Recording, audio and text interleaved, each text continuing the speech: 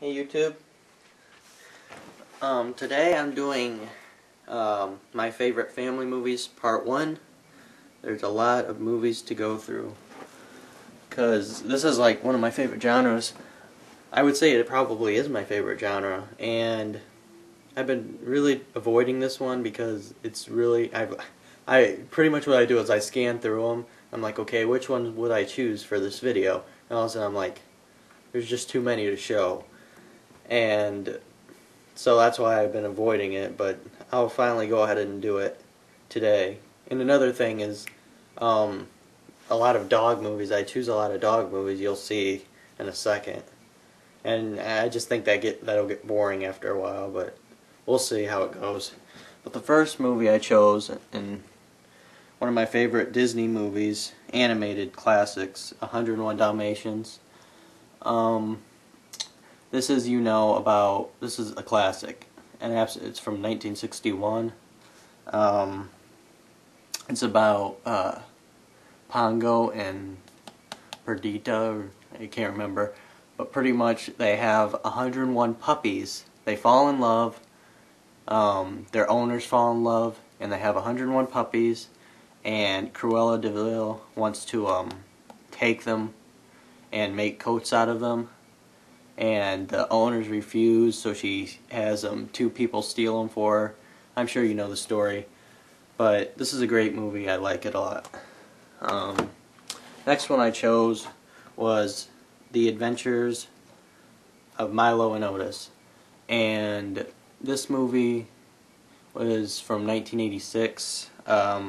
Dudley Moore did the voice, or the narration for it. That's the only voice work in it. It's originally from some other country, I'm not sure where, but it's from Columbia Pictures. This DVD's pretty good. It's in full screen, sadly. I think there's a Blu-ray, so it should be in widescreen there. I don't know if I'm going to rebuy it, though. It's only 75 minutes long, but this pretty much is about their best friends and all that, and these two. And pretty much the cat goes in like a crate in the river, and it goes downstream, and the dog goes through the woods to find her and everything. It's a pretty good movie. I really enjoy that one. Next one I chose was another dog movie, Air Bud. It's gonna get old, I know. This one's from '97. Stars Michael Jeter, Kevin Zegers, and Wendy McKenna, I believe.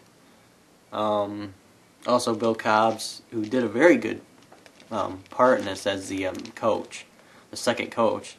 Pretty much this one's about Josh Fram, the main kid, played by Kevin Zegers. He moves to this new town, and he comes across this old church, and he starts fixing up the backyard where the basketball court is. He likes playing basketball.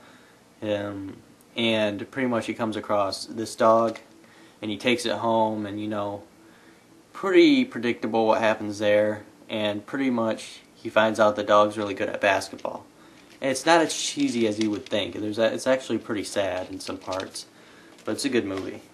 Let's see what we got here. Next one I chose was All Dogs Go to Heaven.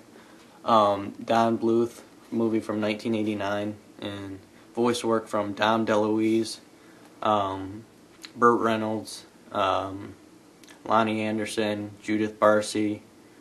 Yeah, but it was his film from 1989, and this one's pretty much, it's been a long time since I've seen it, but I believe, what's his name? Charlie. He gets drunk, yeah, and he gets hit by a car or something. I can't remember. And he goes to heaven, and they say he has unfinished business or something, so he comes back as an angel to Earth and befriends this girl here. It was a really good movie. Very sad, though. And I chose the sequel because this is the one I watched when I was younger. It's from '96. there was two covers when I got this at Walmart. There was two covers. There was this one. This is the classic VHS cover, and there's this other updated one. I chose this one though. Now Charlie Sheen does the voice for Charlie, but I don't know why Burt Reynolds didn't come back. I guess around the time he would have been in Striptease and I think that's about it. The Cherokee Kid, stuff like that. I don't know why he didn't come back, but Dom DeLuise returns. I believe it's a different voice for Carface. The late Ernest Borgnine does the voice for him, and then the girl dog, I'm not sure. But I remember in this movie there was a scene, Easy Street, you know, and pretty much they sing that song, and at the very end the kid's crying and stuff, and it rains, and I remember getting real depressed when I saw that when I was younger. That's the moment I always remember from this movie. But pretty much the same thing happens again, but this time he has to do something with this golden horn. I can't remember what, but it was a good one. I enjoyed it. It was directed by Paul Sabella and Larry Lecker. I don't know. Something like that. It's not the best movie, but it's a fun one. Let's see. Oh, I hate doing this. Alright. Next one, Andre. That's right, Andre. And this is a very sad movie. Pretty much, this one's about, it takes place in the 60s or 50s. I don't remember. I'm gonna guess 60s. Early 60s, I'd say. Pretty much, Tina Majorino, she doesn't really get along with the kids. The kids don't really like her. Her father's the harbor master of this small town. He's played by Keith Carradine, and Keith Carradine. I'm sorry, not Keith Carradine. Sometimes I emphasize that last part. Keith Carradine. But pretty much, how does she find the seal? How does she find the seal? I'm totally blanking.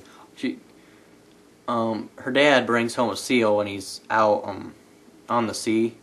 He brings home a seal, and she really gets attached to it, and everybody, and it becomes just a total worldwide thing. Like, everybody knows about it. The seal can do tricks and everything, and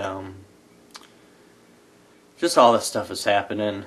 Joshua Jackson was also in this. Also, who else? Chelsea Field played Dallas. The one guy who was in what is it? Silver Wolf, the main kid from that is in this as the brother. It's a bare bones DVD, no special features, but it is in widescreen for Paramount. Next ones, these will be the last ones for this video here. This will be part one, just this last part here. I went ahead and chose Don Bluth, An American Tail. Very, very sad movie. It's pretty much about Fievel, while going to America, he gets washed off the boat, I believe, and when he washes ashore America or something, he has to find his family again, and it's really sad because he comes so close sometimes, but it still doesn't happen for him. But yeah, the music's by James Horner. The guy who did the voice for the dad in this is still alive, actually. I think he's like 92 or so, 93. He's old. But what's his name does the voice for Fievel? Philip Glasser or something. Let me look. Glaser? I don't know. It doesn't say. Dom DeLuise, though, does the voice for what's his, famous cat, Tiger. And I believe Christopher Plummer also does a voice in this. Good movie, though. Next one is Simon Wells, An American Tail, Fievel Goes West. Really love this one. This one's as good as the first one.